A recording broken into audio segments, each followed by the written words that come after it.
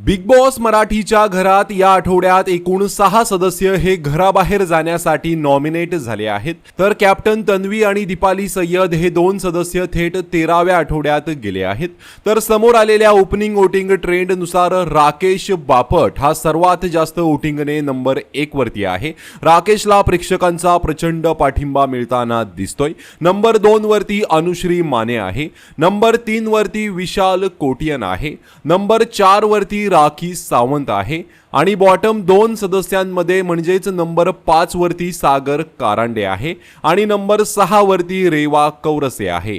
त्यामुळे या आठवड्यात सागर कारंडे आणि रेवा कौरसे हे 2 सदस्य डेंजर झोन मध्ये असणार आहेत आणि यापैकीच एका सदस्याचा पत्ता कट होण्याची शक्यता आहे। जास्तीत जास्त शक्यता सागर कारंडेची वाटत आहे, कारण सागरचा घरातील गेम हा खूपच निगेटिव्ह दिसत आहे। त्यामुळे प्रेक्षकांचा सपोर्टही त्याला कमी प्रमाणात मिळताना दिसतोय। तसेच सागर त्याच्या गेममुळे सोशल मीडियावर ट्रोल देखील होत आहे। त्यामुळे सागर हा या आठवड्यातून घराबाहेर जाऊ शकतो असं बोललं जात आहे। सागर आणि रेवा या बॉटम 2 सदस्यांमधील कोणता सदस्य घराबाहेर जाईल असं तुम्हाला वाटतंय? कमेंट करून नक्की सांगा। धन्यवाद।